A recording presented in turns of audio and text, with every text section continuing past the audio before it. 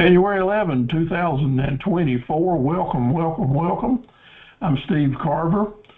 This is my presentation number 1102 on my journey into entrepreneurship, and I'm sure enjoying it, and I appreciate you letting me ride along with you.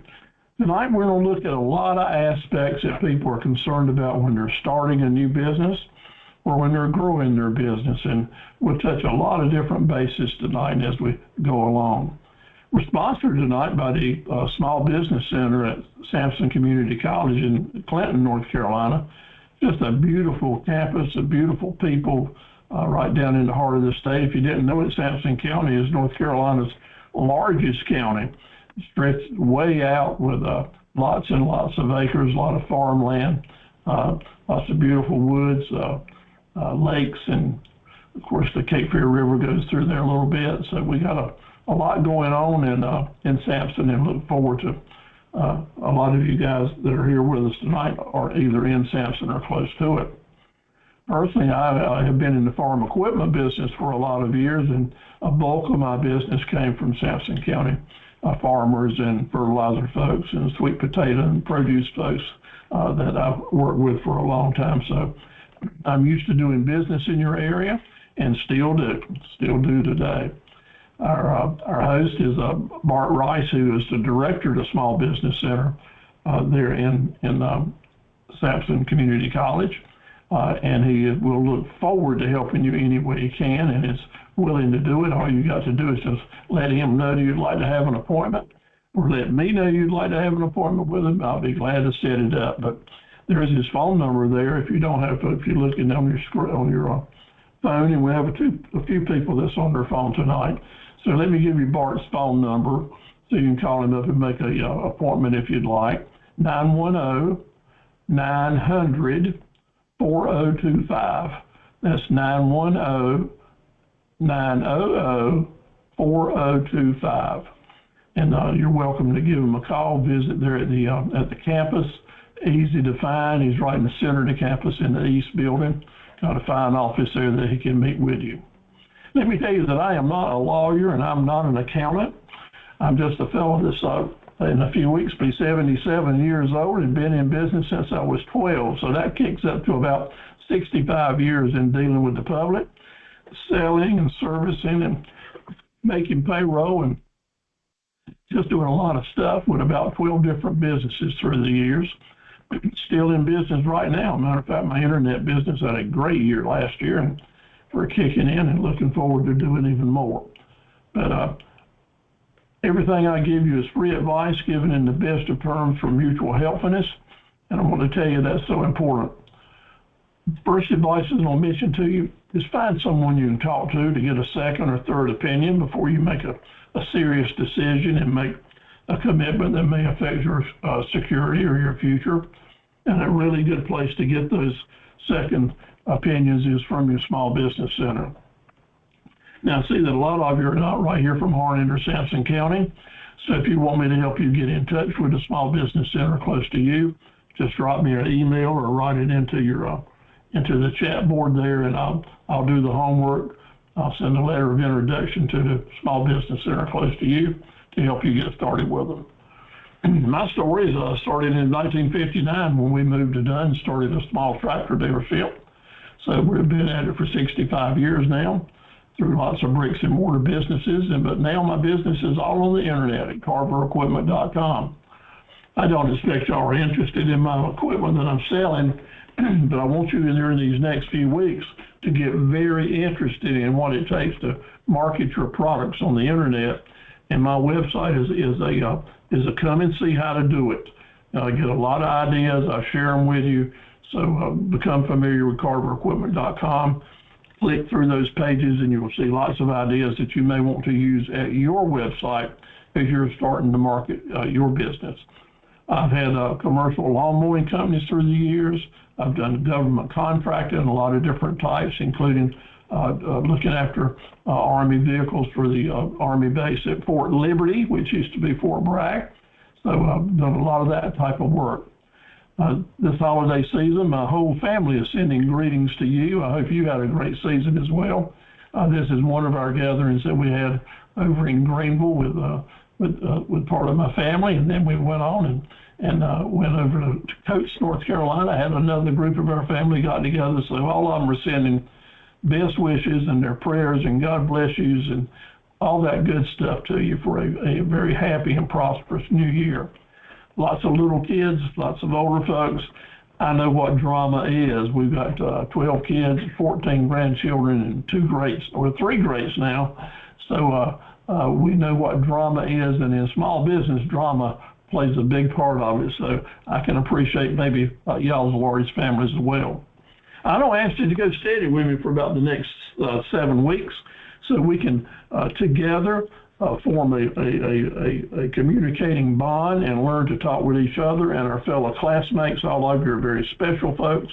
I'd like for you to kind of get to know each other, what you're up to, and we can do that during these Thursday night sessions for the next few weeks, because we learn from each other. I enjoy these sessions so much because I don't know it all, and I learn every week from things that y'all say or do or notes that you make or comments that we have.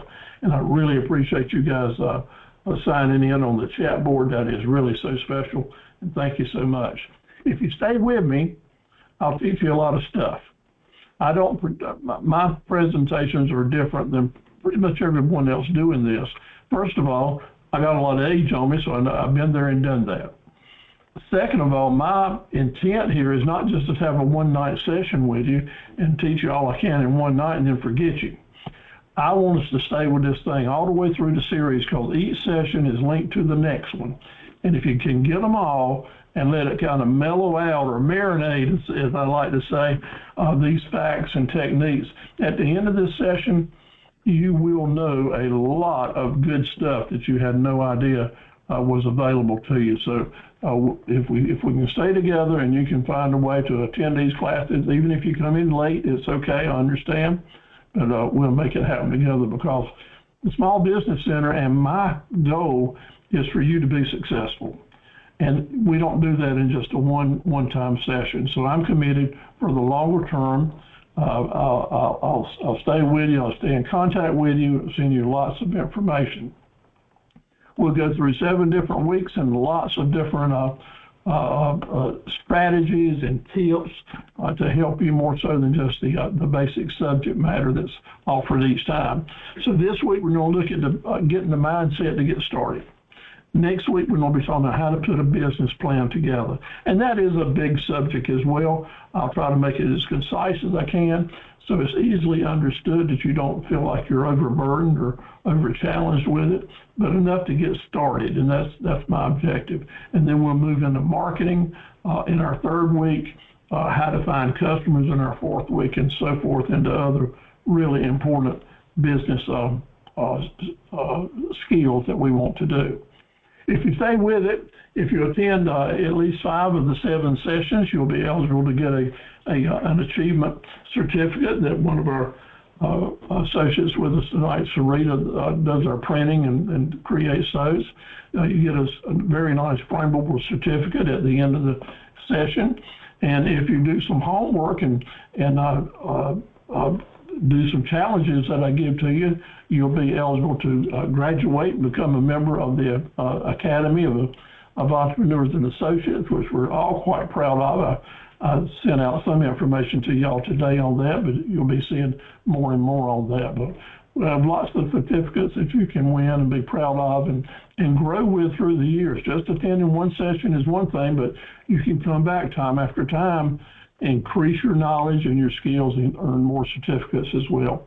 Those that really go the extra mile, show that they're into it, that's fine. So I'll challenge you and I'll ask you to do all that you feel like that you can do.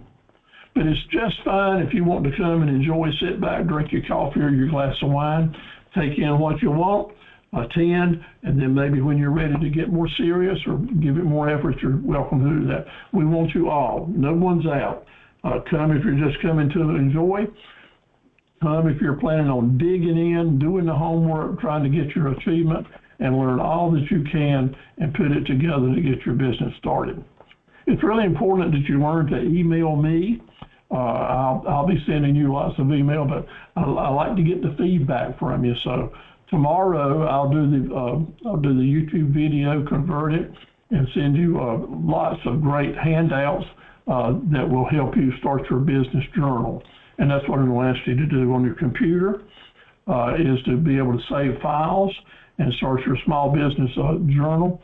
And you'll be able to save this information, and then when you're ready to put it together and for use in your business, you'll be able to do that. Got just a great crowd coming on in here. So glad to see you all. Hey, Kelly, glad to have you with us tonight. We're really blessed tonight. I feel honored to have my bookkeeper that we have just started doing business together. Kelly is with us tonight. She lives down in Bladen County. And I'm so happy that she's with us, because we're going to have a new associate with us by the end of these series that we can recommend someone to help you get your business books up and running. And I know she's a very sweet lady and very easy to communicate with from my personal knowledge. So that's something new we're going to be able to have on board with us. Okay, the Academy is up and running. I want y'all to know that is strictly just an association of folks just like you and I who have attended these classes and graduate and work together. We've got our as I say to you, we've got our own goals and purposes, which is basically to help each other become better business people and to do business the right way, and to really encourage mutual helpfulness among all of us now and in the future. As you become familiar with our process that I try to promote, you'll see that we really try to work with folks and promote what you're doing as you're going away. I want to spend just a minute and congratulate. I had 3 semesters last in 2023. At least give honor to our first in class. That's the ones that really made the most progress in the spring semester. It was Vanessa McIntosh over in Burnsville. That's in the mountains. She has a really aggressive business called 5 Star Logistics, and she has given some great testimonials in using the tips that we've had during our series to grow her business, and just so happy that she shared with us. From Clinton, we got Latoya Matthews, who was our first in class in our fall session. She's just getting started with her new business, just learning how to market it. Great young lady, looking forward to watching her business grow and go forward. And then in our last session, just ended in December, Katina Cooper and Rocky Mount with her DIN Creations was our first in class winner, did a great job. And also, we're very honored also to have Sharonka Mitchell with us tonight from Roanoke Rapids area, who did a great job and went above and beyond pushing her business as well. So thank you for being with us, all of you guys. We had about 80 people through all of our 3 sessions last year. 25 of them actually graduated and were able to become associate members of the Academy. So we're really proud of all of you, basically from all over the state and sometimes all over the nation in certain different situations. So you can go to our Facebook page, Academy of Entrepreneurs and Associates, and you'll see where that we try to, as folks graduate and get their businesses up and running, if they run an ad on Facebook, I'll try to copy it and promote it and boost it over on the Academy page so that we can all see how we're all making progress and get ideas from each other. So please visit the Academy of Entrepreneurs and Associates Facebook page and join and keep an eye on it, and you can see how we all can work together to help each other. So on Facebook, I'm very active there, trying to watch what y'all are doing. I want to invite you to find me listed as Steve Carver or Anthony Stephen Carver. You'll recognize the black background with the candle burning because there's a lot of Steve Carvers on there. I look forward to you liking and becoming my friend, and then I'll be able to help watch what you're doing and help promote your business. So let's get started a little bit now. Some little tiny tips for startups, just something that you want to be aware of. Number 1, plan for the unexpected. We can do all the work we want to in these classes, and I can tell you exactly how to do this and exactly how to do that. But I can also share with you the unexpected is right around the corner in entrepreneurship as it is in every other part of life. So there's no set path that we're going to take. We got to stay flexible. The way to live through it and the way to feel good about what you're doing and keep your head up and be excited is to surround yourself with a team of people that you can trust, folks you can talk to, that you feel good about sharing with, folks that have your interest in heart. Don't try to do this right by yourself. The great thing about the small business centers, you got people waiting to try to help you. You've got me that's willing to try to help you every way I can and talk to you or point you in the right directions. Every week I'll get several phone calls and emails from folks that are asking me for advice on this or that. No charge, it is free. I'm glad to send the information to you and help you any way I can. Things are going to go wrong sometime. It's not an easy path. We can't always be right. You got to remember, the more you do, the more apt you are to make mistakes. And we're going to make mistakes, but we're going to get through it. And a lot about what our series of lessons is for tonight and the next 6 weeks is to teach us how to avoid unexpected things that come our way. We do a good job of that as well. My job is to be assertive. I want to motivate you to go to the next step that you want to go to. Being assertive, sometimes people say, that's not a very friendly word, Steve. Well, I know that. But I also know nobody becomes motivated until someone else is assertive. And I want to teach you, maybe by watching what I try to do with the class, I want to teach you to be able to motivate folks. Because if your business is going to be successful, you're going to have to motivate yourself, your employees, and most importantly, your customers. So you may be laid back and just haven't done this before, and I understand that, and maybe it doesn't come comfortable to you, but we have to be able to encourage folks to go to this other place so that we can ask them to reach in their pocket and give us our money. Kind of cutting through everything else, entrepreneurship is selling yourself for the ability to get someone to reach in their pocket and give you your money. That's right. So that's kind of my attitude. And as a retail business person, I feel like you kind of got to do that. Now, my job is to be assertive and to motivate, but your job, my friends, your job, and I'm challenging you now for a New Year's resolution, is to find the endurance to stay in this game. Entrepreneurships fail because people usually get out way too early. They don't give themselves or their business a chance. So you have to learn to stay in the game. And I'll give you lots and lots of tips and experiences to help you do that. But you have to make that commitment to stay in the game. Add something new this session. Y'all folks that have been with me before, each week this week, we're going to add a new word, just a single word that I want us to start using and to be aware of. It's a word that I feel like will help us in our business, and each week we'll have a new one to think about and to see how we can apply and if we want to own it. This week, number 1 week, shrewd, S-H-R-E-W-D, shrewd, as in shrewdness and as in smart. Shrewd means having the ability to show practical cleverness and judgment. Now, why would I want us to think about the word shrewd? Well, let me share with you. You can go to 1,000 other webinars and seminars operated through the North Carolina net here, the SBC net, and get a lot of lesson plans and a lot of this and such as that. But my objective goes further than that. I don't try to give you the basics, but I want us to be able to tie it all together that ends up with you being smarter and more clever and have a greater sense of judgment in how to put all this together and keep your business afloat. There's a lot of sense out here that are important, book sense and mathematics and knowing how to do this and that, but street smartness, shrewdness is so important for every new small business entrepreneur, and that is my objective, and you'll see that as we go forward.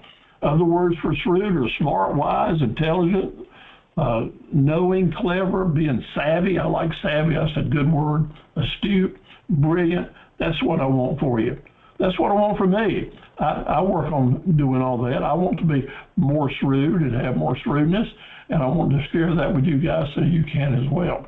The way we might use that word is I might tell you that I know a shrewd used car dealer because he knows how to make the best possible deals and shrewd investments that pay off big. See how that word comes in? And I bet you hadn't used the word shrewd in a long time, but we're going to try to start using it to help us try to go up to the next level of understanding. I guess it's the best way to say it, being more shrewd. Also, there's such things as just regular business skills, basics, just really basics that are really important. And I've developed a plan here with 40 drill skills. I call them drill skills because we will drill on them. Each week we'll talk about a few of these until we've covered all 40 of them to try to help you understand how important this particular issue is. I'm going to do 8 of them tonight, so let's kind of get started. What is drill skill number 1 is a great business plan. We want that great business plan to help us avoid unexpected pitfalls and unexpected expenses. And what does a business plan going to give to us? It's going to tell us what's left.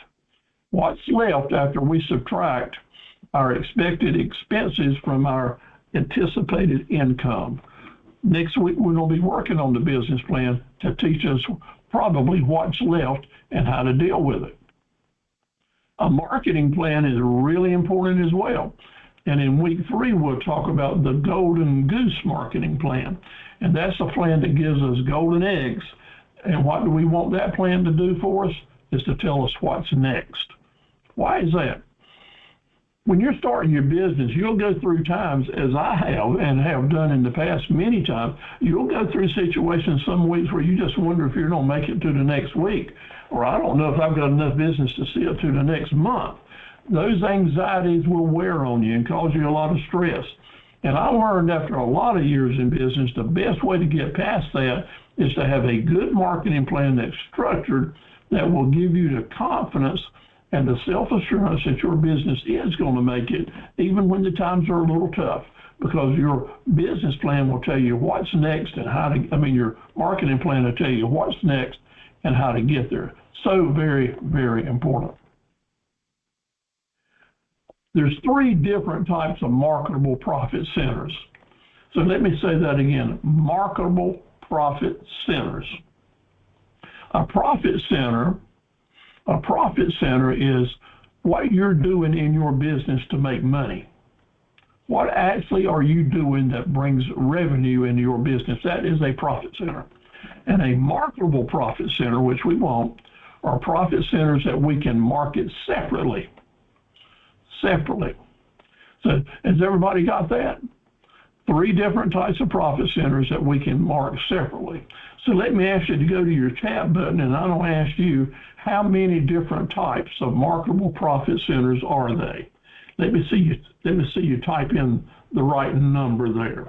See if I got you awake and got everything working there. How many types of marketable profit centers are there? That's right. Thank you. Type them on in there, guys. 3 different types. 3 different types. And remembering that is so important for you, because if you're just doing one thing, I want to tell you it will go south one day. And we need to be doing several things, a variety of things in our business. Thank you for all that participation. Yes, three different types. And if you're just doing one thing, you've got a good chance of not making it. But if you're doing lots of different things, and I like to encourage people to have at least 5 or 6 different profit centers in their business. Now, the 3 types of them are, one type is to bring in new customers and create daily traffic. We got to have new business coming in for our new business. We need new customers every day. And even if you've been in business a while, you'll probably lose 1/3 of your customers every year. Just the way it is, and in some communities, even more than that. So we need profit centers that bring in new business. Number 2, we need profit centers that promote continuous business. That is, once we get them into our business, we want to be doing things that keep them there and keep them coming back.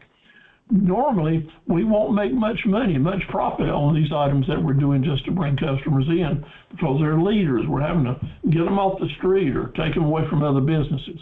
So once we get them established in our business and we want them to keep coming back, we need to be in a position to make a lot more money if we can and have higher profits. Excuse me.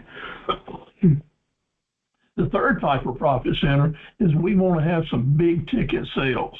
We want to write some invoices for several hundreds or several thousands of dollars, not just $2 here and $10 there, because you're going to need some big ticket sales to be able to make some significant profit and set aside some money. So I don't teach you how to do all that, but you're going to need to remember when you're thinking about getting your business started, we're going to need at least 5 profit centers and using all 3 of these different types of businesses. Keep that in mind, at least 5. So let me ask you now, get with your chat button, how many different profit centers would you like to have a minimum in your business? How many different types of profit centers would you like to have in your business? Let me see you type the right number in there. That's it. All right, doing great. Thank you, Tamela. Kelly, you're right on. Kelly, I want you to say 5. 5, not 4. Okay. Thank you all. All right, everybody's business, everybody's into it. Thank you so much. So we're going to have a diversification in our profit centers to move forward. Drill skill number 4, RFC. Going to be with us all throughout this course. The raving fan customer. The raving fan customer, the RFC, is the key, is the significant key to staying in business a long time. And we're going to learn how to make and create raving fan customers, because you can have good customers, you can have loyal customers, you can have regular customers, you can have all different types of customers, but that doesn't mean they're raving fans. The raving fan customer is one that does business with you and then goes out in the world and promotes your business to everyone they see. Every time they have a chance to mention you, they're going to recommend you for people to come and see you. And they are walking, talking, marketing machines for you. And I promise you, in week 3, I'll teach you how to create a raving fan customer. And by golly, it's going to be the best asset that you'll have in your business. Number 5, the letters NDCP. Remember rock, paper, scissors? NDCP. NDCP. Do it with me now. NDCP. No demand, change the plan. No demand, change the plan. Business and marketing plans have to be changed. Just because we do it, and we'll do it right the first time, but we are in a living, breathing business community where things change. And we have to get used to making adjustments as we go. And as we see demand dropping in one of our profit centers, we need to be ready to change the plan. Just reminding us to stay flexible. Number 6, A, B, C, D. Just plain, simple, elementary, A, B, C, D. Standing for always be connecting dots. We are having to make decisions all the time. All the time we're having to make decisions as represented with each one of these dots. What I want us to remember to do is to always make those decisions so they make sense for the long-term good of our business. I want us to connect dots not in a straight line, but in a circle, because that circle is going to represent a wheel to us. And a wheel means that our business always needs to keep moving and rolling forward. It's just part of what we have to do. So as we make the decisions, they need to fit. Everything needs to fit so that we don't end up with a dot outside the circle, which causes a bump in the road. And bumps in the road cost us money and bring other problems in. So A, B, C, D stands for always be connecting the dots. Now, we'll have a lot of fun with this one, number 7, because wow, is this going to be so powerful for you. And maybe you're hearing this for the very first time, but the 3 words, by the way, those 3 words will make you more money through the years as long as you're in business than any other 3 words that we can ever use in our marketing and presentations. Because by the way is the password. By the way is the password to upsells, and cross sales. And it gives us the ability to stack profits. Stacking profits is a good thing, right? By the way is when we are able to have got our merchandise and our marketing and our merchandising and our business plan and our profit centers all lined up in such a way that when a customer buys one thing from us, we're able to say, and by the way, we've got this. And by the way, we've got this. And by the way, we've got this, because we have planned it that way. And that's what I want to help us do. I want to help you guys be shrewd and understand how to put your marketing plan together that you're going to be able to use, by the way, to stack your profits. So the 3 most powerful words for a brand new entrepreneur startup business is by the way. Let me ask you to go to your chat one more time. Well, no, I might get one more later, but this time is close to the last one. What are the 3 most important words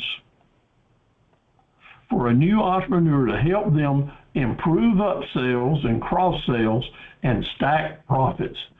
Type it in up there. Type it in as a class. We're pulling together as a class now. We're learning together, and that's what we all want to do. By the way, by the way, by the way, thank you all so much for participating. That's number 7. And lastly now, number 8. And we'll get a little bit off the subject here, because a lot of you used to like to go fishing a lot. For 25 years, I went fishing every weekend and caught a lot of saltwater fish. If you can see my office here, they're hanging on the wall. But the 3 most important rules for catching fish is, number 1, keep fresh bait in the water. You're out in the ocean, it's a big ocean. If you want to catch fish, rule number 1, keep fresh bait in the water. Rule number 2, keep fresh bait in the water. Guess what number 3 is? Keep fresh bait in the water. Because if you're out in the ocean and you're fishing and you're keeping fresh bait in the water, you'll catch something. It may not be what you had hoped to catch, but something will bite your hook, and you won't be come back with an empty bait box there. So let me tell you, keep fresh bait in the water if you want to catch fish. But we're after catching customers, right? We want those customers, so we need to keep fresh bait in the water too. But our fresh bait is keeping fresh promotions in front of them. Sending those emails, doing those Facebook ads, promoting them in our magazines, whatever other types of advertising or marketing you're doing, it's got to be continuous. Constant promotions means constant sales. And if you don't do it, it's not going to happen. So here we go. Somebody's got to do this. Somebody's got to stay on top of these different drill skills to make it happen. And you know who it's going to be? If it's like my business, it's me. And if it's like your business, it's probably, I'm talking to the person that's going to do it as well. So we got to carve out some time. We're getting started right now. Some of you have already started your businesses because I've been working with you, and I'm proud of you. But if you're just getting started, let me tell you right now, you're going to need to carve out a chunk of time for these new ideas, because it's going to be a new priority for you to make it work. So just keep that in mind. So now let's start looking at your business, and this is kind of a resolution time of year, and we got a lot to deal with. Being legal, getting your employee identification number, maybe getting a website started, sales tax issues, getting your website domain name. Maybe we need to draw some logos and to have some design, and we got people that can help you do that. Taxes and accounting and bookkeeping have to be considered. Maybe your business is going to be pretty big and you want to have some trademarks. We need to have some licenses and maybe some permits. Possibly we don't have to have some insurance. So it's a full plate of things to consider here. A lot of first steps to make, but the first step is that mindset. The very first step is the mindset, and that's where shrewd comes in. we have to make the time for it to be smart. We have to be clever and use good judgment, take our time, make the decisions, do it one step at a time. Now, the rest of this series now is going to be based on a book that I wrote a number of years ago. It's available at Amazon.com, called 24 Things You Must Know to Start a Business. The handout that I'll email to you tomorrow, basically is the manuscript of this book, so you don't need to buy it, but it's good for you to know about it in case you want to give it to someone. But your handout will go into things deeper than what we're talking about tonight, but it is based on the book. So if you were coming to me or going to BARD or to the other Small Business Center directors, they'll have a list of about 50 different questions they would ask you just to kind of get started to help you better understand where you are and to help them better understand it at all. So I don't need to ask you some basic questions.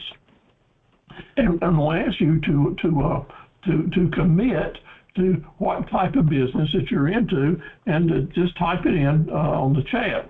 So is your business going to be part-time, or you going to be able to give your new business that you're here talking about tonight your part-time interest in time, just maybe it's just a side hustle you're getting started, so it's not a full-time, or is it going to be a full-time endeavor for you, and that's where all your income's going to be coming for. And I like the way y'all done that. You can just write in either PT or FT, and we'll get a good chance. It looks like that we got mostly so far full-time, which is very unusual. Usually these classes are mostly part-time, so it really helps me understand.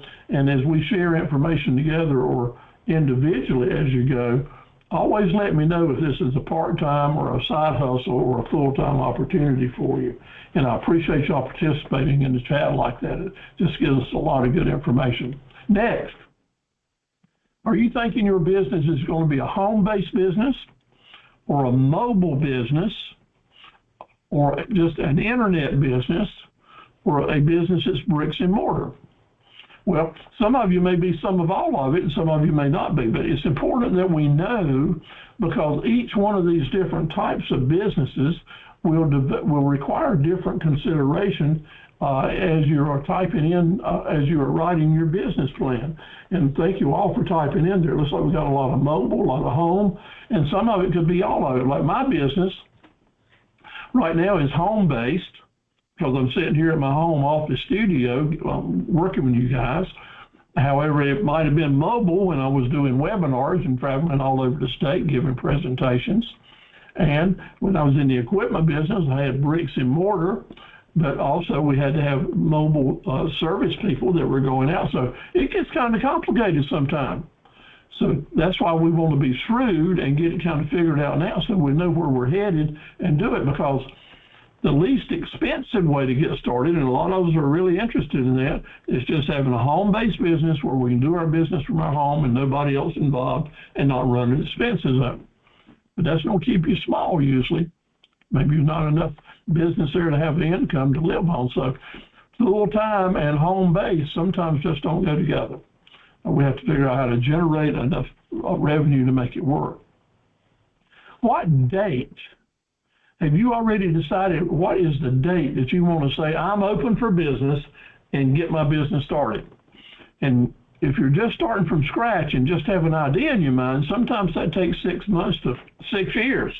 And here's where old Steve O's going to say something kind of different. This needs to be done at your pace.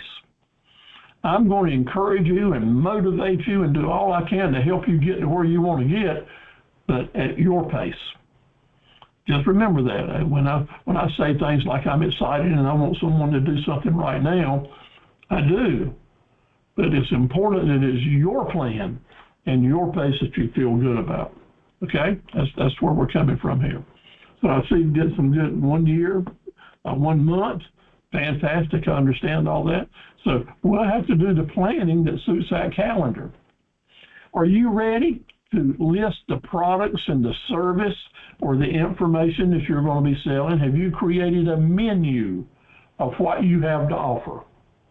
That menu is very important because you're going to need to be able to sell it and sell enough of it to make it a business, have what we call volume like that. And if you develop the menu and basically get some good ideas on how the pricing is going to work, what it's going to cost you, versus what you're going to be able to sell it for, then you'll have the ingredients you need to start your business plan. Until we have that menu of your marketable profit centers, until we have that menu of your marketable profit centers, it's going to be hard for you to do a business plan. How's your credit score? And if in the business you're getting ready to start, or if you're going to need to be going to lenders, someone to loan you money or to extend credit to you, they're going to want to know what your credit score is. So, and do you think your credit score is one that will encourage a lender to do business with you or not? And if there's a problem there, and there is with lots of folks through the years, then there are ways to start improving that. And I've got a really good little study guide that I can email to you, and I'll be glad to do it. You just drop me an email or write it in the chat that you'd like for me to send it to you, and I'll be glad to. And all through the series, I'll be offering to send you study guides and information about different aspects of getting your business started. And I'm glad to share that with you. During the past 15 years, I've put a lot of stuff together that can be quite helpful for you. But if you feel like you need to kind of improve where you are, it's a good idea. Now, I just learned the other day that I had online banking service with First Citizens Bank and with First Federal Bank, and in that software they will tell me any day of the week I want to know what my current credit score is. So, and I just found that out last week. So I typed on it, had a smile on my face. It was okay. I agreed with it. So that may be one way that you can find out what your credit score is if you hadn't checked it lately, without any charge or any hassle. If you have an online banking account, that may be part of one of the pages or options you have right on screen there that's available to you at no charge. Now, getting started, if you haven't done this, even if your business is up and running, if you haven't developed a mission statement, a vision statement, a promise statement, maybe what your core values are, then I want to tell you right now that I think it's really important that you put this as one of your top priorities. Because what these statements will do for you is help you see and understand what is inside you that you're trying to do. And you put it in writing what you are trying to achieve, your vision for where you want your company to go and what you want it to do, what the mission of your organization is, and what promises are you willing to make to your potential customers. When you put it in writing, you become more serious about it and more dedicated to it, and it really helps keep us aware to be more shrewd and clever about how we make decisions that help us achieve our mission and vision statements. Now, I'm going to email to you a real good handout that will help you go right through the step by step in writing your mission, vision, and promise statements, and send you lots of samples. And I want that to be one of the challenges that I'm going to give to you to get your graduation. The first challenge was to come up with your list of profit centers. List down your profit centers. Second challenge here is to get your mission, vision, and promise statements ready. Now, you're not wasting your time. You're not doing this for me. You're doing it for yourself, because you're going to be able to take this and use it at your website, on Facebook, in promoting your business. It's going to show your customers that you're into it. You're smart, you're shrewd, you have thought this through, and you know where you want your company to go, and you're willing to put it in writing and make promises to folks. Listen to core values of your company. Very easy, just 5 or 6 words that ring a bell for you. Courage, honesty, stewardship, kindness. Just basically, what are your core values? And when you put that in writing, people will expect that when they call you, and because you do promote that, they are more likely to give you a call and give you a chance to do some business. Your promise and vision statements, what are you going to do for the community, for your customers? What are you doing for your employees? What are the goals for you, the owner of the business? So I'll give you lots of information to help you get past this. I'm really encouraging you to take this serious about getting started on that. our Academy of Entrepreneurs, I'll email you a copy of a sample of our purposes, because we talk indeed what we together as a group of entrepreneurs and associates are trying to achieve. We talk about our mission statements to help other folks see their dreams come true, our vision to be all about mutual helpfulness, and put it in writing, and we're glad to say that, and the promise to encourage our folks to do business the right way, and even taking a pledge that we believe in America, we believe in the Constitution, being a good American, and devotion to mutual helpfulship. Now, I already mentioned it once, but I'll say it again. Part of your resolution is to find someone you feel comfortable talking to or listening to or working with, your mentor, advisor, counselor, what it will be, and it's time for you to have several. Your small business centers are excellent places to find that. I volunteer for you. They give me the opportunity to work with you, and I will indeed do that. And here's where we say everything is strictly confidential that you want to be confidential, and it's the same with a small business center. What is the foundation that will make your business last? Diversification of products, diversification of your target group of customers, many groups of customers, and a positive attitude, determination, and boundless energy. Those are the key ingredients to start building your cornerstones with. You need to know what your personal income goal is. You don't need to put that in chat, but I want you to have a good idea of what do you want this business to bring to you, a goal. Because listen to me, if we don't have a goal, we don't have a business plan. If we're just going to say, I'm going to take my ideas and put it in a business plan and see what shakes out at the bottom, that's not going to add up to much, at least much that you can put faith in. But if you've got a goal that you're after, then we're going to learn to put enough profit centers and opportunities to make that money so that that bottom line, what's left, will indeed help you achieve your goal. That's being shrewd. That's starting at the right place to end up where you want to end up. That's writing that plan to end up there. Your business planner, your business mileposts that we will start on and get maybe even complete next week will help you see how to get there. So that's how we're going to get to those business goals. Solid foundation, start small, be willing to put your toes in the water. Yeah, I know it's chilly, but we need to get started. So when you make a commitment here in the first of the year, that your resolution is, I'm going to stop talking about this thing. I'm going to stop dreaming and hoping, and actually put the pencil to the paper and get involved in making this thing work. That's called putting your toes in the water, and I hope that you'll do it. I want you to be legal. Yeah, we don't want to be breaking any laws, and being legal is not difficult whatsoever. It's fairly easy to make sure you've got the right license and permits and different things that you need. There's a lot included in that. If incorporation is in the future, and usually it is, then a limited liability company. Limited liability company, commonly called LLC, is generally the way that most people will go. Back when my business, when my dad started my business in 1959, you didn't have an LLC. We had a C Corp.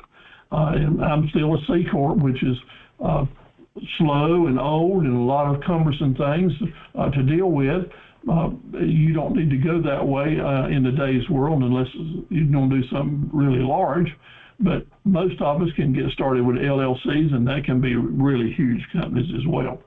So we've got people that will help you get there very inexpensively. I'll even be sharing a video with you that you can watch that gives you a lot of inside information. So don't let that stop you. If you want more information on that right away, then just write it in your in chat, and I'll look those files up and send them to you tomorrow and get you the information that you need. Risk, R-I-S-K. If there's money in it, there's risk in it. If there's profit in it, there's risk in it. If there's dealing with the public, there's risk in it. And some folks aren't used to dealing with risk and get really scared and really anxious, And I understand that, and it is natural. And there you should be afraid of certain unknowns and such as that. So let me encourage you to know right now that risk can be managed. Risks don't have to sink your ship. And how is that? Because there's a thing called risk management that helps you do that. That's how we avoid those unexpected things that will sink our ship. Risk management are things like training, safety, housekeeping, insurance, and on and on. And we'll help you cover all that. For every type of business, on some insurance agent's computer, there is a long list of the different risks that are involved in every type of business, because that's what insurance people do. They risk manage people and help them manage it. So don't let that scare you away from getting started in your business, but you need to be shrewd and smart and know what those risks are. And we'll help you lay those out, because it's really important as we're doing our business plan. So, Chapter 7. There's a lot to do here, and you're a one-person show like I am here, but, you know, we can do it. We need to learn how to set priorities and delegate and find folks that will help us, and you'll be able to do that. Whatever those issues are, they've been dealt with by thousands of people before, and you can do it as well. So as we get there and you are facing these different issues, make sure you just be willing to ask, what do I do about this or what do I do about that? And we'll be glad to help you. Are you kind of concerned about complying with the local laws? And you need to be. You don't need to be building a house or a shed or putting up a sign just to have a city official come by and tell you got to tear it down because you weren't operating within the codes of the ordinances. There's good news here. Whatever town you're in, either in Ohio, as some of our guests are, or anywhere in North Carolina, if your town is incorporated, there is a 99.9% chance they have a website now. Everybody's got a website. And these towns, my town and your town, have your websites, and they put up all their different city ordinances and codes, which you can read for yourself, or you can look at their staff, the departments, and see who's in charge of different things and their phone number or email address, and ask the questions. Let me tell you, it's a lot better to ask the questions and get the answers before you make the moves and spend the money and have to do it again or tear it down. Just go to those websites or go visit City Hall, sit down and say, what do I need to know? And right now you'll start putting in the information and be kind of getting on the path. That's called putting your feet in the water. So the EIN number, the employer identification number, you don't want to mix up your personal Social Security number with your business activities. And your personal information is linked to a Social Security number. Your business Social Security number is called an EIN number. And once you get it, it'll stay with your business as long as your business is alive and registered. So is it hard to get the EIN number? It is not. You can get it yourself. It won't cost you a penny, even though when you go to the IRS site, Internal Revenue website, and click on the EIN number, there'll be all types of things that pop up on your screen saying that you want help with this, we can help you with that, or whatever. Those are private companies trying to charge you fees to do exactly what you can do in just a few minutes yourself. So don't pay anyone for your EIN number. How do I know that has happened? Because I bit the bullet and I paid somebody $300 to do 2 minutes work for me because I thought it was a part of the website, but it's not. It's not. I was lucky enough to go to American Express and have those charges reversed because they misrepresented what they were doing, and I got my number and I got it free. Okay, you can get yours free as well. Hey, Joanne, you got a question over in this chat box, or you want to ask something? Yes, I do. I'm doing my business now as doing business as a DBA, and I have been using just my business name and my social security number. So when I get the EIN, how how will it be recognized as being different? I don't Well, understand. I do understand the question, and it's a good one. So let me talk about it a minute. Hopefully, I can cover it for you. When you're operating as a sole proprietor, so to speak, and doing business, you are using your own social security number, and therefore you are taking on personally the liabilities that are related to your company. If, however, and you really want to do this as soon as your business becomes its own self and starting to grow, you really want to start doing business in the business name, which you can do as a DBA, but you may want to have the EIN number that you can work with your DBA as an EIN. Then you'll be able to go to the bank and get a business checking account. You'll be able to get, they won't be able to give you a business checking account unless you have an EIN number. And lots of other things that you try to go through getting registered as, that EIN number is going to be required. From what you see right now, from what you've told me, you'll just, you can still get your legal DBA EIN number for it, but I'm going to suggest that you create a corporate name and have it, the EIN as your company name. So you start the separation. So what I did is I named the business J&J Life. So when I do the EIN, I'll just register as the J&J Life. Is that right? I'm not exactly sure how that form works. I don't remember exactly if you can register it as an individual DBA or if you have to list it as a corporate name. So you may want to go through the process of getting your corporate name, deciding what to do. I got it registered with the Register of Deeds. How about with the Secretary of State? No. All right.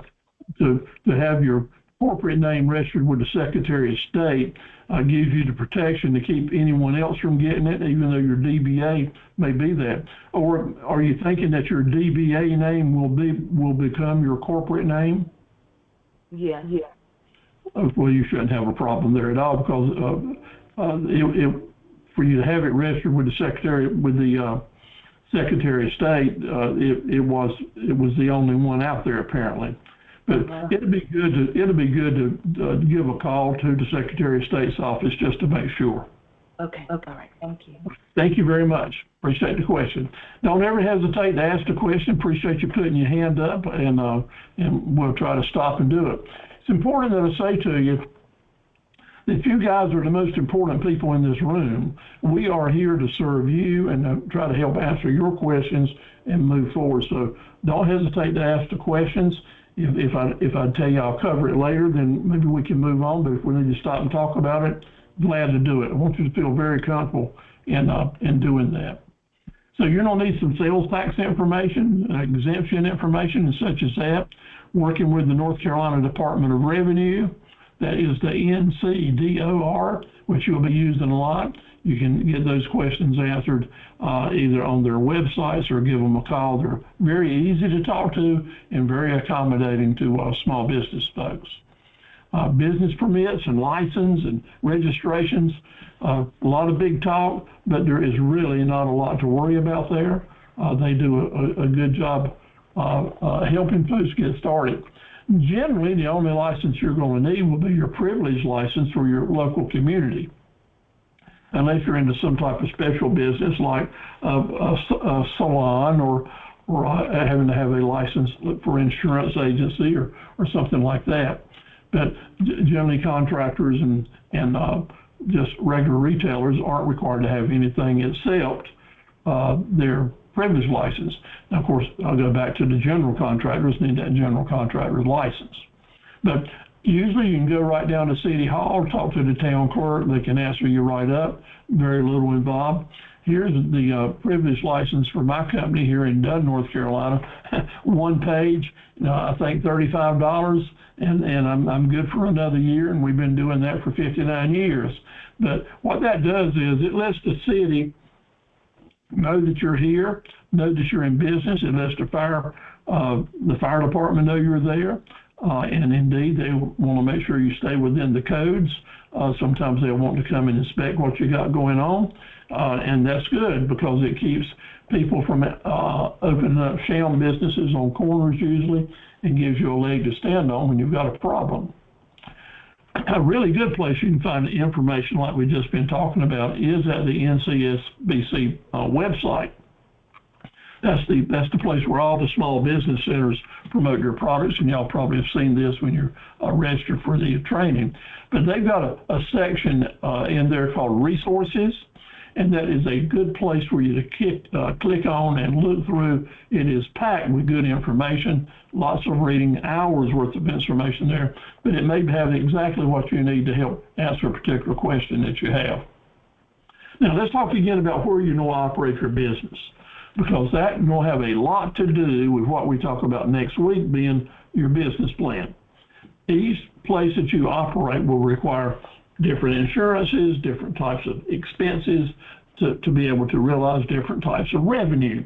So also when we do our marketing, we're going to be talking about addresses and signage and customer groups and how they can find you. So think real seriously and be ready to write down into your proposed business plan where you're going to operate and how you're going to do it. What are those locations going to be? NDCP is all about getting our businesses started and then seeing if we can make it go.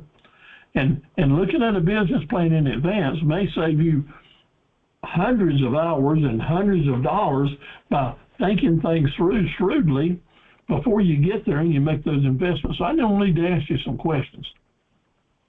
Knowing what you want to do, can you sell it?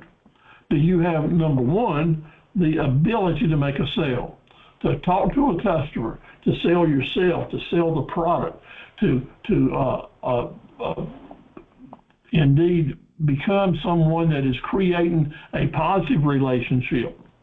Because sometimes if we don't have those skills and we try to make the presentations, we create a negative situation which drives people away.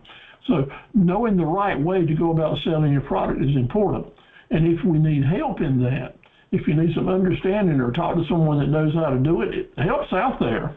You just need to recognize where you are with your skill levels. Next, will they buy it? First of all, are you going to have it priced right? Is it good quality? Will it last? Do you have a warranty with it? Can you back it up? Can you give them testimonials about the product? Have you given thought to how you're going to go about selling it so they will want to buy it? Next, are there enough people out there wanting to buy your product to do it now? I see a lot of business plans and people that talk to me about selling their products, and they're good plans and good ideas if they lived in New York City or if they lived in Los Angeles or Charlotte, where there was millions of people that are in the market for everything that have money to buy it. That if we're in Godwin, North Carolina, or in Rose Hill, we may have a great product, but there's just not enough people close by that we can sell it to have an ongoing business. That's a critical factor now. There is something that helps level the playing field, though, and that is the internet. If you've got the type of product that can be marketed outside your community in such a way that people all over the state or all over the nation want to buy it, then you can be a player. I've experienced that. I'm located right here in Dunn, North Carolina, with about 10,000 people in the city limits.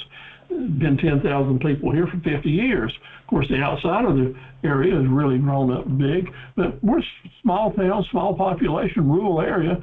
But through the internet, I'm able to serve customers in every state of the union, and a lot of them doing lots and lots of business just by shipping the product directly to them. And they pay for it first, and everything works good. So we need to think about what your marketing ability is, and do you have something that people can and will buy from you enough to create a business? Where are your potential customers? Are they right next door, right around town, all over the country? And how are we going to reach them? That is all part of your thinking now, getting the mindset to be shrewd, to know where you're headed, and we're going to help you with that. That's why I'm going to be asking you what your products are and where we think these target customer groups are. Your marketable profit centers now, we're going to get back and focus on that, because that is the money makers, that is the money makers in your business. And the more of them you have, the more diverse they are, the more diversity you have with your products and your customers, the better chance you're going to have business in January, February, March, April, May, June, all the way through the year to December, and crank it right back up. I want your business to be planned. I want you to want your business to be planned in such a way that you feel good about having revenue coming in all year long. And I know there's going to be slow times. In my business, I have some real slow times. November, December, and January are very slow in my business, but I've got enough other profit centers with parts and doing this type business and some other services that indeed we keep our revenue coming in so we can pay our bills. That's what it takes. A good business plan to help you get there, and using these profit centers will do it. Okay, let's talk about the different types, because they were very important, and y'all indeed saw what was being talked about there, the three different types. New customer groups for daily traffic. We have got to plan to be offering things to our customers that create new business and bring new customers in. So very important. Let me give you an example. Let's talk about the local convenience store that we all have nearby somewhere. There's two things that convenience stores sell that they make very little, if any, profit on. First of all is gasoline sales. They make very little money on gasoline, no matter how many thousands of gallons they pump a day. But they know that they can change that sign outside one penny, and make all the difference in the world with how much traffic will come into their store, how many people will walk into their store every day if they've got the right number up on that sign. And if it's 1 penny too high or 1 penny too low, it will make a major difference in their business.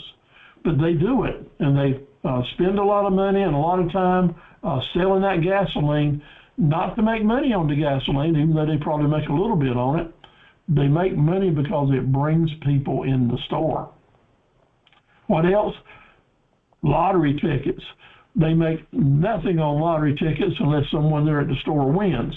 But they know that when those jackpots get high, people flood into stores, and they get them in the store and have a chance to do what? Sell them other items. Now, the fast food businesses all have a $5 meal.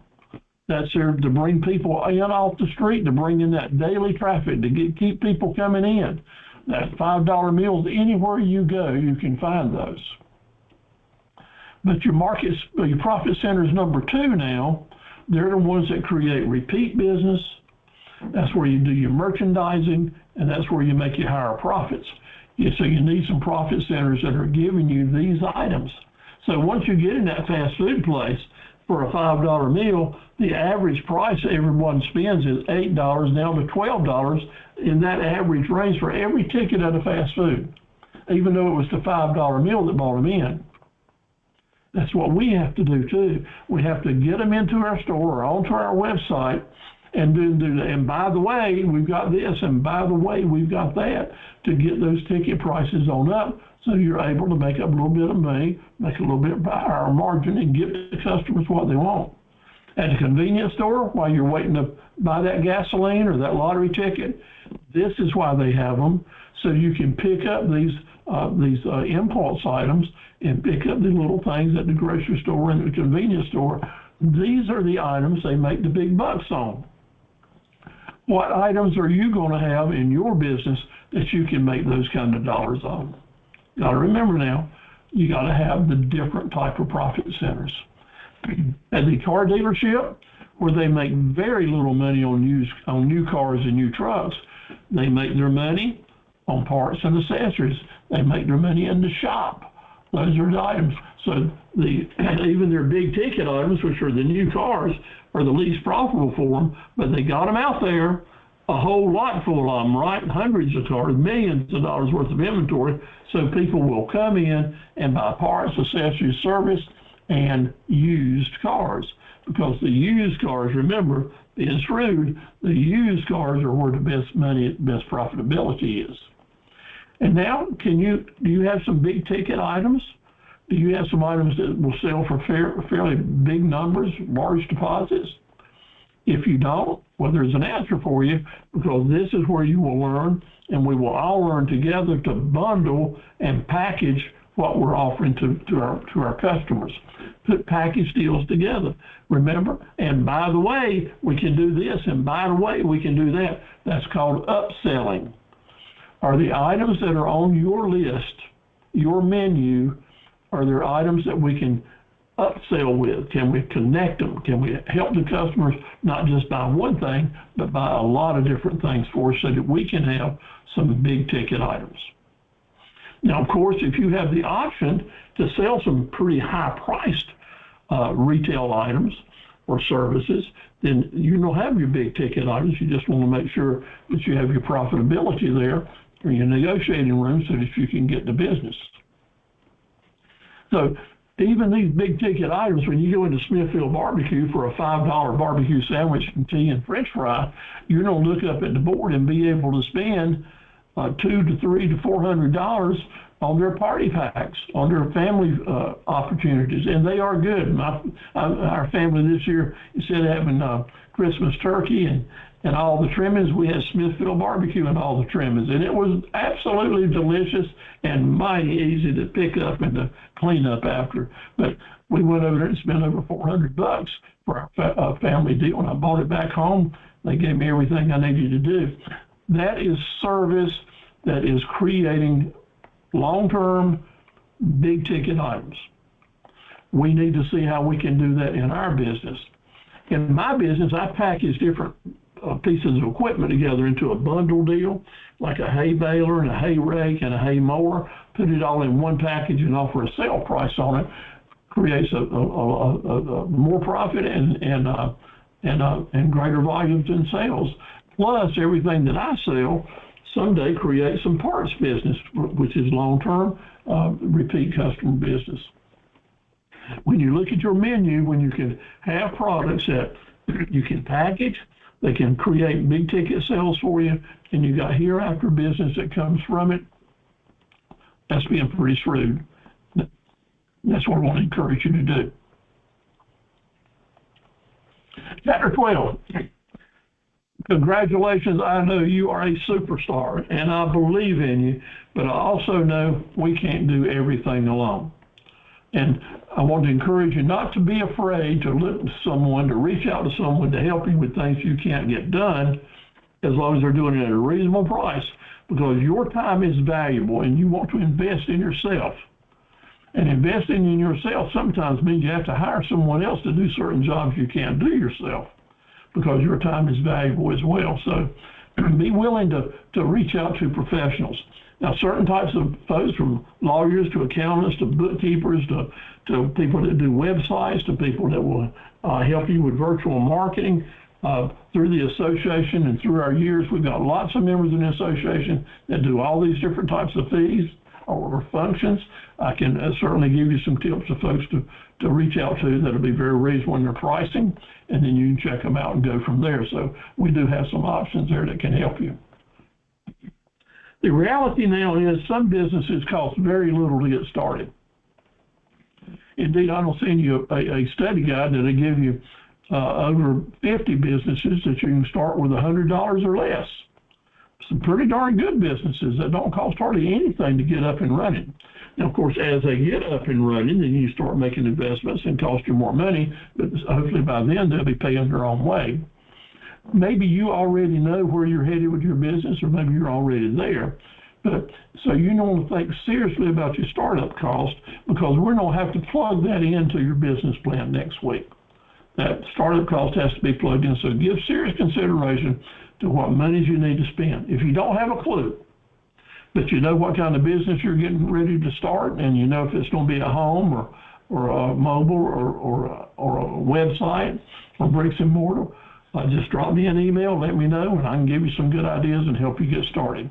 So your startup costs have to be kind of figured out. Start out with the basics. Every business will be different, and that's perfectly okay because that's what it is. Now, if you're planning on going to the bank to borrow money, then you've got an interesting trip. Maybe you've already been there, but I'm going to tell you that banks and lenders particularly aren't excited about loaning money to startup businesses. Why? Because startup businesses have a history of going belly up within just a few years. And so a banker really don't want to loan money to someone, a long-term loan to someone that's getting ready to go belly up. So what can change that? What can change that? First of all, that credit score. You having an understandable business plan, that you are showing that you understand where you're headed, that you can talk about your products and how this thing is going to come together. In other words, you're going to be able to show them that you can connect the dots that we talked about earlier. You're going to want to show them that you can show them how you're going to do your marketing for what we talked about earlier. And you've got a good idea and good estimates on what your revenue is going to be and what your expenses are going to be reflected in a simple, easy to understand business plan. So everything we're talking about doing in the next few weeks puts you in a better position to borrow money, to get a franchise, to talk to a vendor or someone that you want to represent their product line. And the better picture you can paint, the better your situation is to get what you're after. So we'll be working hard for that. You ever heard the term big kahuna? The big kahuna, used a lot on the West Coast and in over in Asia and in Polynesia. The big kahuna, like in Hawaii maybe, is the king or the queen, the person that is in charge. They've been there, done that. They know how it's done. They understand what's going on. They are shrewd. They are very shrewd, and they have proved it over a period of time with good experiences. They're smart. They know how to market. They can sell whatever it is. The big kahunas are in every business, every type of business. So have you kind of checked out who is the big kahuna in your area and the type of business that you want to be in? Well, it's a good thing to do. And you can, now with the internet and Facebook and Google, you can find the big kahunas in your area. I want to encourage you to sit down in front of your computer and the internet and look around and see what your best competition is doing and how they're doing it and what they're charging. Being shrewd here is understanding what's going out there in the rest of the world. Having an understanding so that you are comfortable there. You don't feel like you're coming in last place. Having that understanding, have that shrewdness will help us put together a better business plan for you and help you set your goals even more. There is an excellent chance that you have underestimated your market. You maybe have underestimated how much money is being spent on what you hope to be selling. And when you get on the internet and see what's going on and look at some of your competition, you'll start getting a better understanding of that. Then you'll be able to set your goals a better way. And how much of this market share do you want? How much can you get? And what's it going to cost to get you there? That's why it's good to look at that big kahuna. Remember, surround yourself with good advisors, good mentors, people that are interested in seeing you succeed. And here's the truth. And I hate to admit it, but so I just have to say it because I want to be the business coach that's helping you go the right way. Finding smart people sometimes is not an easy job. We can all sit down and talk with someone that knows everything or thinks they do and can give you all the advice in the world when they have never done anything. I want to encourage you to find good quality advisors. The Small Business Center is a place to do it because if they don't know it themselves, they have a list of people that they've been working with them that they can refer you to. I get those referrals a lot, and I really encourage you to do it. Find someone that is smart and interested in you to take advice from. Now, our competition is there, not just the big kahuna, but the rest of the people getting a dime here and a nickel there and a quarter there of your potential money. We got to deal with them. They're real and they're out there. They're not our biggest problem, but they are an issue that you have to worry about. So think about who they are and see if you are willing to make the commitment to find the endurance to outwork them, outbrand them, outthink them, use guerrilla marketing, and outlast them, because outlasting is how you stay in business. To win in entrepreneurship, it's not to make $1 million or $1 billion this year. To win in entrepreneurship, it is to be able to stay there year after year. And you do that by learning the little things, first year, second things, is keep learning and keep changing, keep being flexible to outlast the rest of them. That's how you win in entrepreneurship, to outlast them to the end. That's right. But your most dangerous threat, not the competition. I'll tell you this right up front, is not the competition. Our most dangerous threat are the distractions that we all have in our own lives. The things that keep us from doing what we know we need to do to make this business work. And I'm saying this now with all honesty. These distractions sometimes are serious, and sometimes they're necessary. For example, I know that several of you, I know personally that several of you are look after folks that have problems. You're a caretaker, and that is a 36-hour-a-day job. And I know that several of you are already working 2 jobs. And several of you travel over 100 miles back and forth to work every day. Use that time and money to go back and forth. All that takes up time, it takes up money, and piles on the stress. I know all that. But I also know that you're here and you're interested in moving forward to a better place. Your resolution is to find a path to a better place. That's always my resolution too. So I want to share with you that fighting the distractions doesn't mean that we're going to ignore them. It means that we find a way to set different priorities. Because if we want something different to happen this year and this next month and through this course, we have to change the priorities to find that chunk of time and energy to make it happen. Now, I've been saying this a long time because I know that it is the biggest single factor in keeping my friends that come to these classes year after year, 14 years now. And I have some friends that have been coming with me every year for 14 years, and they still hadn't got their business up and running because of this issue. Finding the time and the energy to change the priorities to help move forward. Now, something that has helped me, and I use it every day. I used it this morning. I've used it every day this week. I knew that my vacation was getting ready to end. I had to get back in a mindset to go to work. So in the morning when I wake up, and before I get out of bed, I try to think of the 3 things that I really need to do today before lunch. What do I need to do business related before lunch so that I can move forward? And I put those in my mind, and then after I get up and get started and get out here to my office, I fight the distractions. I put off doing other things. Don't make calls until I get those 3 things done. And you know what? That works. Sometimes I have to tell somebody, I'll call them back after a while, or I don't go have coffee with a friend for this, that, because my business is important, and yours is too. And there's things that we don't have to do. Now, tomorrow morning, I'm going to wake up, and I've got to be in Raleigh at 11 o'clock with Norma. But tomorrow morning, I'm going to wake up and get up early, because I know the number one thing I need to get done in the morning is to change this video, to make the video for you guys, and to send you these handouts, and to let Bart know how many people we had in class tonight. That is my number one priority tomorrow. Now, sometimes I don't get those things done till 3 or 4 o'clock in the afternoon and have a late lunch. But other days I get them done earlier, and then can move on with more things and get 6 things done. But if you start your day out pretty much determined to get the most important 3 things done before lunch, there's a good chance you'll get it done. And I'll say to you right now, there is a chance you won't get any of them done because the distractions will flood in and just blow it away. That happens.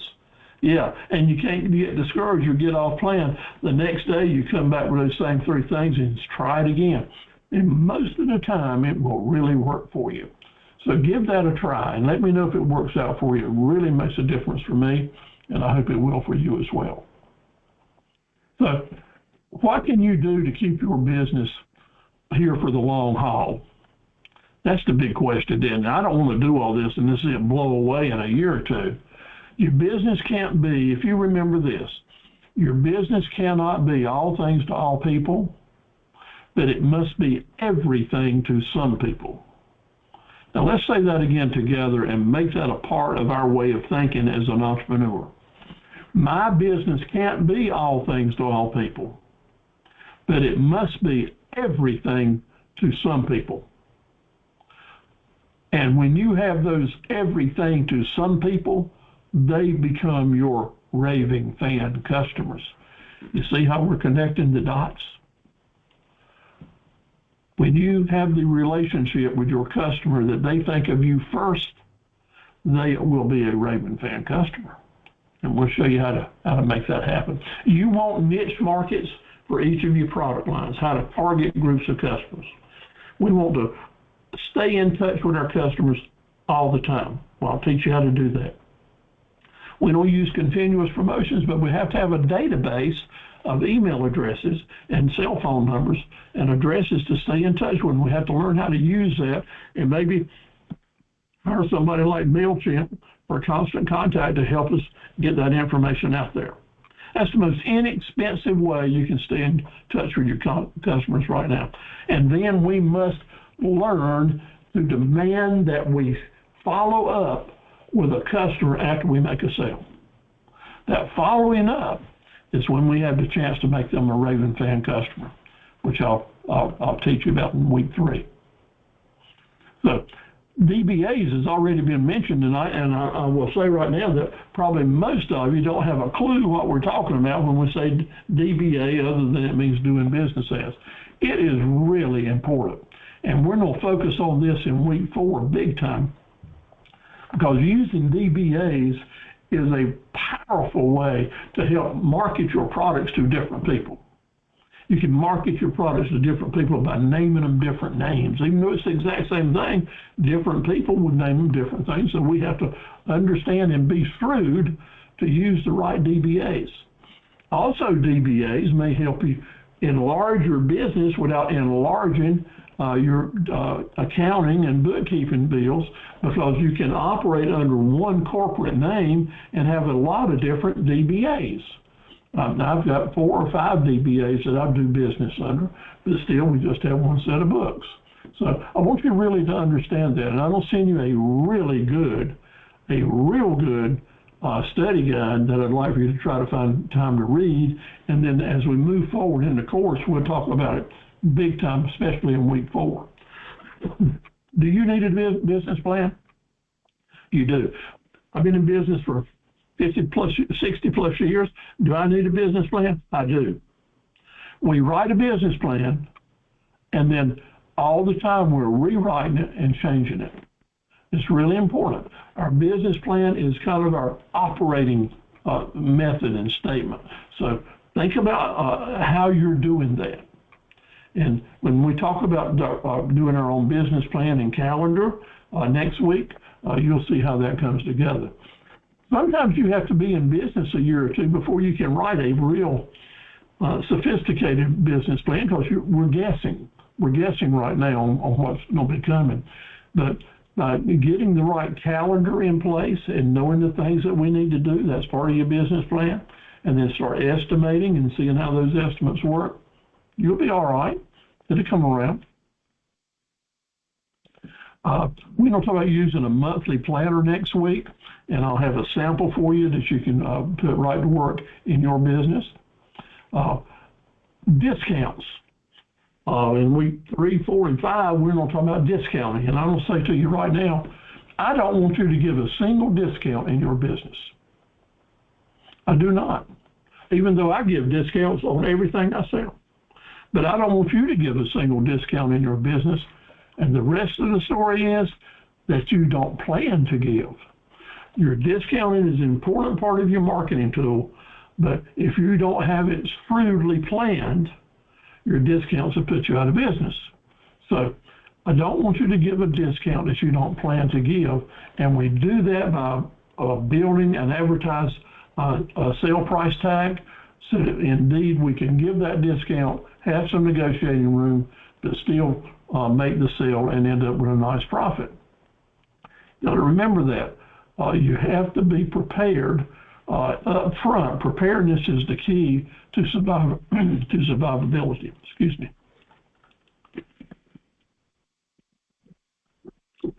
And we'll head towards wrapping this up. And at the end of the time, when this presentation is over, in my presentation, we'll turn the mics on. We'll stay online. We'll just have a chit chat, try to answer any questions that you have, and you're certainly welcome to stay. If you got things you need to do, important things you need to do, I understand that. That's just fine. If you want to stay and talk, good. Or you're welcome to send me emails, and I don't type my email in the last thing so that you'll be able to see it. If you have questions, let me know. I've got a couple of people that looks like they're listed on board that did not give me their name or their email address. I got one unknown. If you would go to the chat and type that in, that'll help me be in touch with you, okay? So we'll move towards wrapping it up now. You're starting in business now. Maybe you're very young, or maybe it's your first time in business, or maybe you're starting the second time. But I want to let us all understand that to be satisfied with our sales and feel good about ourselves, let's think right now about trying our very best and be determined to keep our principles in front of our profits. Yeah, we got to be profitable to stay in business, but how much? Yeah, we need to have principles if we don't feel decent about ourselves and stay in business as well, because crooks usually don't make it. The people that have the fewest principles are usually the ones that go out of business or get in trouble. Sometimes that's not the case because bad luck or things can happen to the very nicest of people, so I don't want to beat that dog to death. But I do want to say us as individuals and living up to the promise of the Academy, we want to do our best to keep our principles ahead of our profits and do things the right way and to take the high road. You are building your lifelong legacy that will follow you as long as you live, and your community will be so happy to have a new entrepreneur. Your family will be so proud of you if you do things in the right way and take the high road. We'll do our very best in the next few weeks to give you the tips to help you achieve that and to make it work. And one of the best ways to do it, now again, is for you to do those mission, vision, and promise statements up front, and that'll help you get started out in the right direction just automatically, I promise you. Your legacy as an individual, and more importantly as a businessman or woman, as an entrepreneur, is either going to be a giver or a taker. Do you want to live your life in business and be remembered as someone that was a giver or a taker? And as entrepreneurs, you're going to have lots of decisions to make that will help you move one way or the other. And when you can move more to being someone that is giving and helping and encouraging and shining your light and warmth and doing things the right way and taking the extra time to create good relationships with your customers, then you're not going to be known as a taker. And the folks that are known as givers are the ones that generally do the best in succeeding, because people that are happy with you go out and sing your praises for being a good person, taking time to understand, being willing to listen and to hear what people are saying to you. That's important. Being a part of your chamber of commerce, showing leadership in your community, going to the funerals, being at church, let people see that you're more interested instead of just what's in your little balloon. Be a people person, a community person, and your business will thrive. Generally, you can overdo that. You can do it too much. You can go too far with some of that. You can go so far with us, you forget your family, you forget your kids. Sometimes we get so involved with outside of the business, we let business priorities go without being done. Everything needs a balance. And here's that word again, being shrewd, being astute, being savvy helps keep the balance working for you. But again, you still want to go for that high road and being a giver instead of a taker. Really last year, Jason Williams at Listertown, where I attend church during the summertime, gave a sermon, and his sermon was on endurance. He was talking about the endurance as a Christian person, and that's a very important sermon. But I talked to him, and he gave me permission to talk about endurance not only in your faith, but also in your business, because endurance is all about finishing strong. There's kind of 5 ingredients here we want to think about. I want to leave you with thinking about. We must have endurance, and the best way to get it is pace yourself. Know what your pace is, what you're comfortable at, because we want to get to the end of the line. We want to get to the finish line, and you do that by pacing yourself, but keep moving. We need to humble ourselves to understand that we are not God's gift to the earth. We are here to serve. We are here to serve and to learn and to try to accumulate and identify with what people are saying with us. We need to be humble and be willing to absorb what's happening around us and to be a part of it, to help people move forward. We need to find our inspiration. Our inspiration may be in these webinars and seminars. It's maybe in prayer, maybe in your faith and religion, maybe in your friendship and trust in Jesus Christ. Maybe you have another deity that you believe in, and that is just fine as long as they lead you to a higher, better place. Find your inspiration and tune in with it. Gain a better understanding of what's happening there, and you'll have a clearer view of what's happening here, what's happening in your life. And again, try to find that balance that makes it work. Let's drop a few pounds. Now, Steve-O here, I got plenty of extra pounds. But that's not what I'm talking about, even though that's one of my resolutions, is to do it. I'm talking about let's drop a few pounds of stubbornness. Let's drop a few pounds of not forgiveness. Let's drop a few pounds of know-it-allness.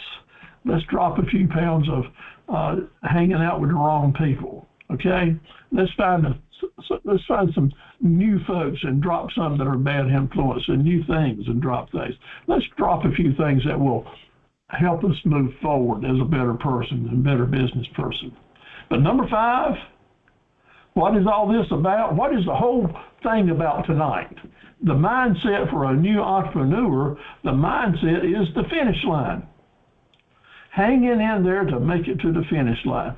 And we have just heard the pistol go off, and we've just started the race tonight. We just started the race for a 7-week race, because the finish line is what we're going to focus on. And in entrepreneurship, again, winning is not the $1 billion. Winning is getting to the finish line. Now, your finish line may be different than mine, and that's good, but just know what it is. Maybe your finish line is, okay, I've heard what Steve's had to say, I'm going to try to be back next week. Or maybe your finish line is, hey, I can see how I can get some good stuff out of this if I can weed it out of what all he's laying on us. My finish line is 7 weeks from now and getting that graduation and becoming a member of the academy. Or it may be my finish line is having my business open by September 1st. Every one of us will have a different one. And that's fine. Just know what yours is and then find the endurance to get there. And I hope I'm giving you 5 tips to help it work to do that. So next week, getting the business planner started and how to jumpstart our business. If we're already open and running, ways that we can jumpstart our business. And you will just have to let me know what those goals are so that we can get a plan that's serving you. And the only way to do that is for us to communicate with each other. I want to encourage you here on this cold January night with a bad storm coming in tomorrow to let your light shine in 2024. be proud of that candle you're holding, because that candle is offering you light. It's showing other people where they can come to you and find warmth, inspiration, maybe do a little business, maybe talk about what's going to happen in the rest of the year, maybe do a marketing plan. That candle that you're holding, let it shine. Be proud of it. You're one of God's special people on this earth, and you want to be a good entrepreneur, and you got people willing to help you. You got a family here at the Academy that's been with us tonight. Thank you all for staying with us. This has just been great, and I really hope you've enjoyed it, and we'll plan to come back next week. I'll be sending you some emails if I've got your email address, if you've given it to me. And if you have, after I send it to you, if you have questions, bring them on back. I'll stay with it until we get it done. So God bless you all. Stay with us. Turn your mics on if you'd like, and we'll try to answer any questions. Load up that chat thing for your different questions, and we'll certainly try to make it happen for you. Okay, how about it? Any comments? Kelly, let me ask you to turn your mic on. Make sure you've been listening. Sarita, you still with us? Yeah, I'm still here. Great class. Gave a lot of good information tonight. Well, thank you so much. And I'll look forward to sending some emails to you, sending you lots of good info. And if you have any questions, let me know back, okay? Thank you, Steve. I will. Thank you. All right. Go ahead, Cal. Thank you very much. Have a great night. Well, thank you. I appreciate you joining us and hope you'll come back. Absolutely. This was great information. Thank you so much. And Barbara, I hope things will go well for you in Ohio this week.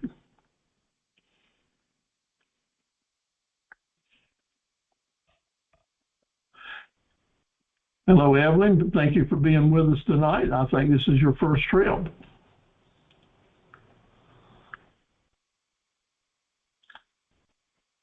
Okay, any other comments? I'll leave the chat board up and running. Y'all can type in any questions that you have or things you want me to send you.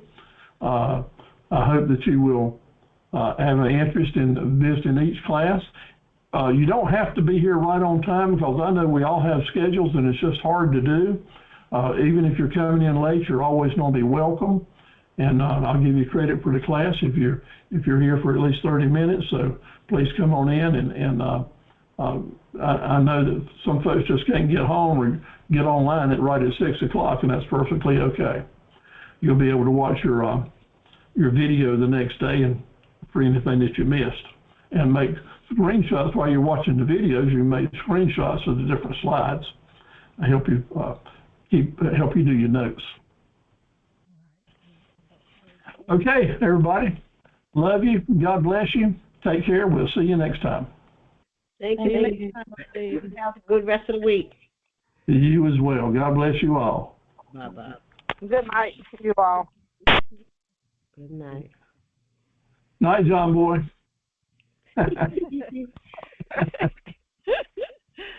Like the Waltons, right? Good night, Elaine.